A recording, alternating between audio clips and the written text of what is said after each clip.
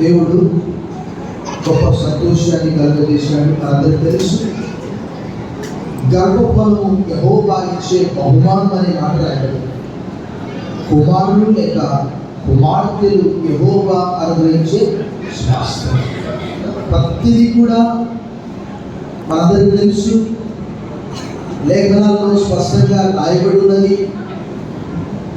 మానవుల ప్రతి అవసరంగా అక్కర తీర్చే దేవుడు అని యాకోబు అంటాడు. యాకోబు 1:17 ప్రతి శ్రేష్టమైన ఏవియు సంపూర్ణమైన ప్రతి వరములు పరసంబంధమైనదై జ్యోతిర్మయుడగు తండ్రి వద్ద నుండి వచ్చును. మొట్టమొదటిగా ఈ దినము జన్మదినం జరుపుకున్నటువంటి రఫాయల్ ఆరుష్ రాజ్కి మొట్టమొదటి జన్మదిన శుభాకాంక్షలు. వారి తల్లిదండ్రులకు కూడా దేవుడు దీపం దయచేయగాక. ఇక పక్క వారి తల్లిదండ్రులు, సహోదరులు, సహోదరులకు కూడా ప్రభుని స్తుతిస్తున్నాము. ప్రభు కలుగజేసినటువంటి సంతోషాన్ని బట్టి ఈ దినం మనమందరం కూడా ఇక్కడ చేరి ఉన్నాం. దేవుని వాక్యంలో మనందరికీ తెలుసు, అబ్రహాము సంతానం లేక ఎంతకాలం బాధపడ్డాడు. ఇస్సాకు కూడా 20 సంవత్సరాలు బాధపడ్డాడు. అఫ్కోర్స్ వీరికి వివాహం చేసుకున్న వెంటనే సంతానం కలిగారు. ఆ ఇస్సాకు పుట్టినప్పుడు అబ్రహాము చేసినటువంటి విందు ఇంత అంత కాదు, చాలా గొప్ప విందు చేశాడు. అది వేరే విషయం. అయితే ఈ చిన్నవారు ఈ దినము మనం ఏం చెప్పినప్పటికీ అర్థం చేసుకోలేని పరిస్థితిలో ఉంటున్నాడు. ఎందుకంటే ఇంకా మెచ్యూర్మెంట్ రాలేదు. పౌలు తిమోతికి రాస్తూ, Timothy he was a zoo, అతడు ఒక యూదుడు.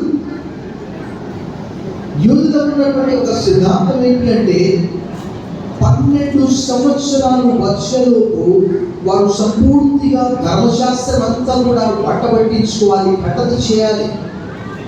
చాలా మంది అంటారు కాలం మారిపోయింది సార్. కాలం మారిపోతే దేవుడి వాక్యంలో ఏమని రాయబడి ఉన్నది? తరాలు యుగాలు మారినప్పటికీ దేవుని వాక్యము మారలేదు, దేవుడు మారలేదు. గలాత్య 3:6 రాయబడ్డది కదా, యెహోవా అయిన నేను మార్పు లేనటువంటి వాడను కనుక యాకోబు సంతతి వారైన మీరు లయము కాలేదు. Jesus Christ is the same yesterday, today and forever. ఆయన నిన్న నేడు నిరంతరం ఏకరీతిగా ఉన్నాడు. ఆయన వాక్యం మారలేదు. మారింది ఎవరు అంటే మానవుల హృదయాలు మారిపోయాయి.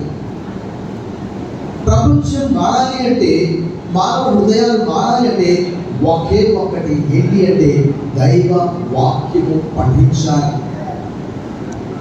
అదే పౌలు తిమోతితో చెప్తున్నాడు. ఓ తిమోతి, తిమోతికి రాసిన 2వ పత్రిక 3:14-15 చాలా స్పష్టంగా చెప్తున్నాడు. ఏమని చెప్తున్నాడు? క్రీస్తు యేసునందు ఉంచవలసిన విశ్వాసము ద్వారా యూదుడైనప్పటికీ కూడా ప్రభువైన యేసు క్రీస్తు తన స్వంత రక్షకునిగా అంగీకరించాడు. మనందరికీ తెలుసు, మొట్టమొదటిగా కాన్వర్ట్స్ ఎవరంటే జ్యూసే. ఆయన ఆల్రెడీ యూదా లేఖనాలు బాగా సుపరిచితం. ఎందుకంటే బాల్యం ఉండే శక్తిగల లేఖనాలు. ఈరోజు ప్రపంచం అంతా మారిపోయింది. టెక్నాలజీ ఏమంటారంటే సమయం లేదండి పాస్టర్ గారు. దేవుని వాక్యంలో ఆదికాండం 8:22 ఏమని రాయబడింది? ఎందుకనగా నరుల హృదయాలోచన కేవలం బాల్యం నుండి చెడ్డది. ఈరోజు పిల్లలకి ఏం కావాలి? వారికి మనం అన్నీ ఇవ్వచ్చు. వారికి కావలసిన మంచి విద్య ఇవ్వచ్చు, మంచి వస్త్రాలు ఇవ్వచ్చు, మంచి టాయ్స్, రకరకాల బొమ్మలు, ఆట బొమ్మలు ఇవ్వచ్చు. కానీ వారికి విశ్వాసం ఇవ్వలేనటువంటి పరిస్థితిలో ఒక సమయం వస్తుంది. ఆ రోజు మోషే గురించి మనం ఏం చూస్తాము? తల్లి ఎలాంటి పాఠాలు నేర్పించింది. ప్రపంచంలో గొప్పవారంతా కూడా ఎలా గొప్పవారయ్యారు. ఒక జాన్ వెస్లీ కావచ్చు, ఒక జాన్ బన్యన్ కావచ్చు, ఒక చార్ల్స్ స్పర్జన్ కావచ్చు, ఒక జోనాథన్ ఎడ్వర్డ్ కావచ్చు, ఒక డిఎల్ మూడీ కావచ్చు, ఒక బిల్లీ గ్రామ్ కావచ్చు. తల్లి తండ్రి ఆ కుటుంబంలో ఆధ్యాత్మిక వాతావరణం, నిరంతర ప్రార్థనలు, దైవ ప్రేమ గురించి మాట్లాడాలంటే ఈరోజు అసలు ఒక మాటలో చెప్పాలంటే చిన్నపిల్లలతో సమయం గడపడం అనేది చాలా తక్కువైపోయింది. చిన్నపిల్లలు లేచే వరకే తండ్రి ఎక్కడో ఉద్యోగానికి వెళ్ళడం, మరలా ఆ చిన్నపిల్లవాడు పడుకున్న తర్వాత ఉద్యోగం నుంచి రావడం, అలా తల్లిదండ్రుల యొక్క ప్రేమకు, వాక్యానికి, ప్రార్థనకు ఆ చిన్నపిల్లలు దూరమైపోవడం. కానీ యూదుల ఆచారం, యూదుల సంప్రదాయం, ద్వితీయోపదేశకాండం 6వ అధ్యాయంలో స్పష్టంగా రాయబడి ఉన్నది. ఓ ఇశ్రాయేలు వినుము, నీ దేవుడైన యెహోవా అద్వితీయ దేవుడు. దేవుడి వాక్యం మారలేదు. దేవుడి వాక్యంలో రాయబడి 19వ కీర్తన 89, 90 వచనాల్లో ఆకాశమందు నీ వాక్యము నిత్యము నిలకడగా ఉన్నది, నీ విశ్వాస్యత తరతరముండును. యేసుప్రభువు అంటారు, heaven and earth may pass away but my words will never pass away. భూమి ఆకాశం గతించినప్పటికీ నా మాట ఎన్నటికీ గతించవు.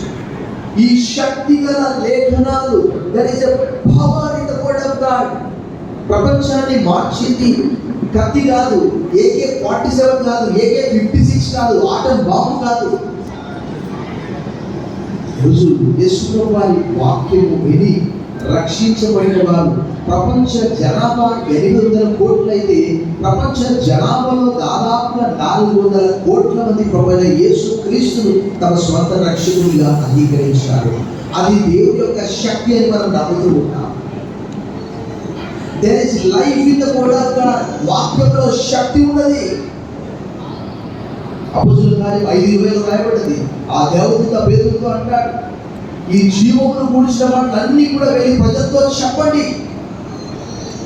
మంచి పాఠశాలకు పంపించవచ్చు, అంబర్వుడ్ స్కూల్ పంపించవచ్చు, రైన్బో పంపించవచ్చు, ఇంకా ఇతర స్కూల్ పంపించవచ్చు. కానీ ఆ పాఠశాలలో నేర్పించే ఆ జ్ఞానము ఆ బాలుడికి సరిపోదు. ఈరోజు పోటీ ప్రపంచం అయిపోయింది. ఒక బాలుడి కంటే మరొక బాలుడికి మార్కులు ఎక్కువగా వస్తే వాడు తట్టుకోలేకుండా ఉంటున్నాడు. అతనికే మార్కులు ఎక్కువగా రావాలి, అతనికంటే మార్కులు ఎక్కువగా రావడానికి ఎవరికి ఒకవేళ తక్కువ వచ్చినాయంటే డిప్రెషన్లో ఉంటున్నారు. కారణం ఏంటంటే ఇహలోక సంబంధమైనటువంటి జ్ఞానము ద్వారా. అందుకే పౌలు తిమోతితో చెప్తున్న రీతిగా ఏమంటాడు అక్కడ, క్రీస్తు యేసునందు ఉంచవలసిన విశ్వాసము ద్వారా రక్షణాత్మకమైన జ్ఞానము నీకు కలిగించినప్పుడు. టెక్నాలజీ ఎంతో టెక్నాలజీ వచ్చింది, కానీ మానవునికి కష్టం వస్తే technology cannot save the human beings. అంతరిక్షంలో ఉండాలనుకుంటున్నారు కానీ పరలోకానికి వెళ్ళాలని కోరుకోవట్లేదు.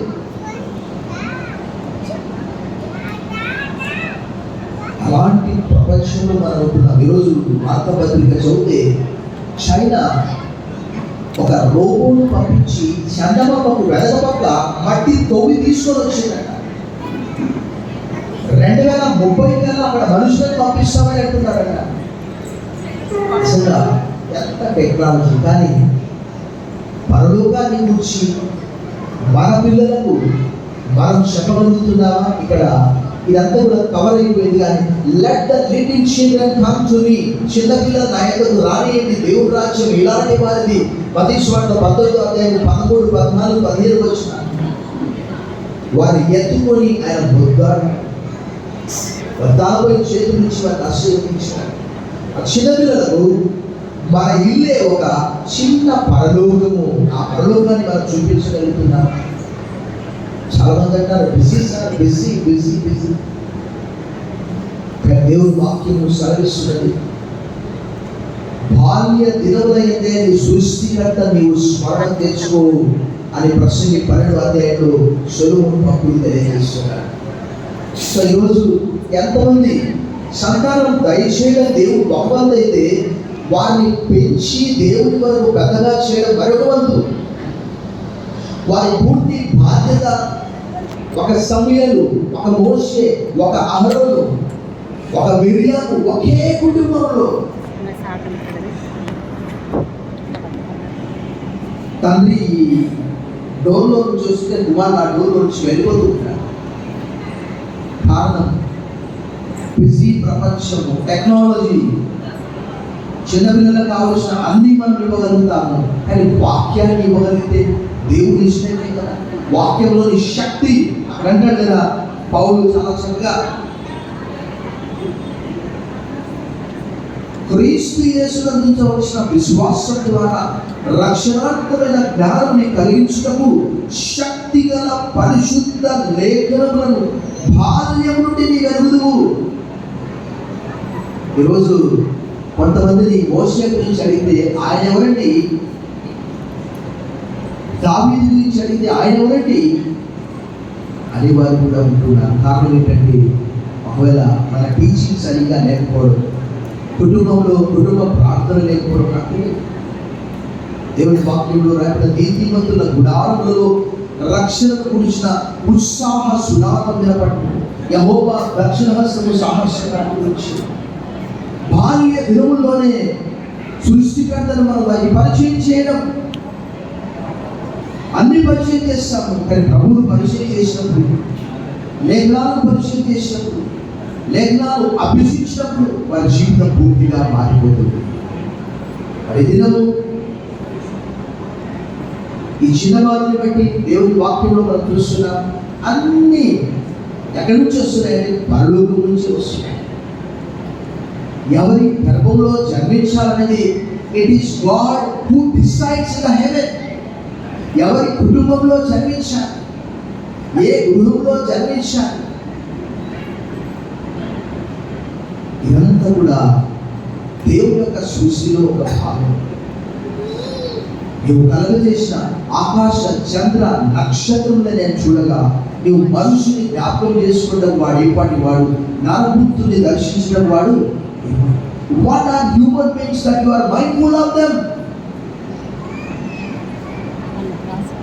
ఆయన వారందరి కొరకు మనం నశించడం ఇష్టం లేక, ఎందుకంటే దేవుని వాక్యంలో మనందరం కూడా గొర్రెల వలె త్రోవ తప్పిపోయి మనలో ప్రతి వాడు తనకి ఇష్టమైన త్రోవకు తొలిగాను. యెషయా గ్రంథం 53 అదే ప్రారంభించాం. మనందరి దోషములను తండ్రి అయిన దేవుడు ఆయన మీద మోపాడు. ఇప్పుడైతే మీరు గొర్రెల వలె దారి తప్పిపోతుంది, కానీ ఇప్పుడైతే ఆత్మల కాపరి అధ్యక్షుడైన యేసు క్రీస్తు వైపున మనం మళ్ళీ ఉన్నామని పేతురు రాసిన మొదటి పత్రిక 2:25 రాయబడినది. ఆ రక్షకుని మనము మన చిన్నపిల్లలకు పరిచయం చేయగలుగుతున్నామా? ఆ రోజు పస్కా వధించినప్పుడు ఏ గృహం పైన, ఏ ద్వారబంధం పైన, ఏ డోర్ స్టిల్ పైన ఆ రక్తం ఉన్నదో, పస్కా రక్తం ఉన్నదో, గొర్రెపిల్ల రక్తం ఉన్నదో, ఆ గృహానికి మరణదూత ప్రవేశించలేదు. రోజు పిల్లలు కానీ పెద్దలు కానీ ఆయన ఏదో భయభక్తులు గల వారిని యెహోవా ఆశీర్వదించునని 115 కీర్తన 13 నుంచి 18 వచనాల్లో రాయబడింది. ఈ చిన్నవాడు పెరిగి పెద్దవాడై గొప్పవాడు కావాలని లూకా 1:80, లూకా 2:40, లూకా 2:52లో అద్భుతమైనటువంటి లేఖనము రాయబడినది. బాప్తిజం ఇచ్చే యోహాను గురించి, యేసు ప్రభువు వారి గురించి. లూకా సువార్త 1వ అధ్యాయము 80వ వచనంలో ఇలా రాయబడినది. శిశువు ఎదిగి ఆత్మయందు బలము పొంది. రోజు వారికి కావలసిన ప్రతి ఆహారం మనకి ఇస్తున్నాం, కానీ వాక్యంలో రాయబడింది ఏంటి తెలుసా? శరీరం ఉన్నది, ఆత్మ ఉన్నది, ప్రాణం కూడా ఉన్నది, లేక జీవం కూడా ఉన్నది మనం చెప్పుకోవచ్చు. అయితే ఇక్కడ రాయబడిన మాట శిశువు ఎదిగి. ఎవరా శిశువు అంటే బాప్తిజం ఇచ్చిన వారు. ఆత్మయందు బలం పొందని మాట రాయబడింది. అంటే మనం శారీరకంగా వారిని ఎంతగానో చెట్టంత వారుగా చేస్తాము, కానీ ఆత్మలు యోహాను అంటాడు కదా, యోహాను రాసిన 3వ పత్రిక 2వ వచనంలో, ప్రియుడా నీ ఆత్మ వర్ధిల్లుచున్న ప్రకారం నీవు అన్ని విషయములలో వర్ధిల్లుచు సౌఖ్యంగా ఉండవాలని ప్రార్థించుచున్నాను అంటాడు. లూకా 2:40 చూడండి, మరొక మంచి లేఖ భాగం రాయబడింది. లూకా 2:40 అక్కడ ఏమో రాయబడిందంటే, బాలుడు జ్ఞానంతో నిండుకొనొచ్చు ఎదిగి బలము పొందుచుండెను, దేవుని దయ అతని మీద. ఈరోజు ప్రపంచం ప్రపంచం అంతా మారిపోయింది. టెక్నాలజీ, పిల్లలకు కావలసినవన్నీ చిటికలో మనం ఇవ్వగలుగుతున్నాం. కానీ వాక్యం కూర్చొని బైబిల్ టీచింగ్స్ మనం నేర్పించగలుగుతున్నామా? అలా నేర్పించగలిగితే ప్రభువు మనం పరిచయం చేస్తే ఆయన ఈ లోకానికి ఎందుకు వచ్చాడు, ఎందువరకు మనందరి కొరకు చనిపోయాడు, ఎలా తిరిగి లేచాడు, ఇప్పుడు ఆయన ఎక్కడున్నాడు, ఆ పిల్లలకు మనం తెలియజేయగలిగితే వారు చదువుకునే పాఠశాలలో కూడా వారు తమ స్నేహితులకు ప్రభువును పరిచయం చేయగలుగుతారు. ఒకవేళ వారికే తెలియకపోతే పాఠశాలలో వారి స్నేహితులు, వారి ఉపాధ్యాయుడు ఒకనొక దినము యేసు ప్రభు గురించి అడిగితే వారికి ఏం చెప్పగలుగుతారు? అది ఎక్కడో కాదు, తల్లి బడి, ఒక బడి, ఒక యూనివర్సిటీ. తల్లిదండ్రులే గొప్ప ఉపాధ్యాయులు, వారే ప్రొఫెసర్స్. ఎందుకంటే మనందరికీ తెలుసు, మందిరంలో, సండే స్కూల్లో, ఇంట్లో తప్ప ఎక్కడ ప్రైవేట్ క్లాసెస్ బైబిల్ గురించి ఎవరు చెప్పరు. ఎవరైనా చెప్తారా చిన్నపిల్లలకి? And nowhere it is taught the Bible. It is only at home, either in the Sunday school or the church. So 2:52 సరి మనం ముగించుకుంటాం. 2:52. యేసు జ్ఞానవంతును, వయస్సునందును, దేవుని దయందును, మనుష్యుల దయందును వర్ధిల్లుచుండెను. ఈ చిన్న బాలుడు అలా వర్ధిల్లాలని పౌలు తిమోతికి రాసినటువంటి ఆ లేఖనాల్లో శక్తి గల లేఖనాలను, యూదులైతే వారి బాల్యం నుండే కూర్చున్నప్పుడు, లేచినప్పుడు, పడుకున్నప్పుడు లేఖనాలు కట్టక చేస్తూ ఉంటారు. 12 సంవత్సరాల వరకే పూర్తి ధర్మశాస్త్రాన్ని వల్లిస్తారు. కానీ దినము ప్రపంచం అంతా మారిపోయింది. ఏంటంటే టెక్నాలజీ. అప్పుడే పుట్టినటువంటి పిల్లలకు ఏం చేస్తారు? సెల్ ఫోన్ ఇస్తారు ఏడిస్తే. అఫ్ కోర్స్ ఈ చిన్నవాడు అయితే సెల్ ఫోన్ వాడాడు, ఈజ్ ఎ గుడ్ బాయ్. ఎప్పుడు పోయినా తల్లిదండ్రులు సెల్ ఫోన్ అయితే అలవాటు చేయలేదు. సో ఆ బాలుడు పెరిగి పెద్దవాడై గొప్పవాడు కావాలని తల్లిదండ్రులను, అమ్మమ్మ తాత, నాన్నమ్మ తాతలను, ఇక్కడ వచ్చిన వారందరినీ కూడా దేవుడు దీవించాలని, ఆ బాలుని పెంచే విషయంలో తల్లిదండ్రులే కాదు, బంధుమిత్రులకు కూడా పాత్ర ఉన్నది. సో ఆ దేవుడు ఆ చిన్న బాలుని వరకు ఈ గొప్ప దీవెన దయచేయుగాక. ఆమేన్. సమయంలో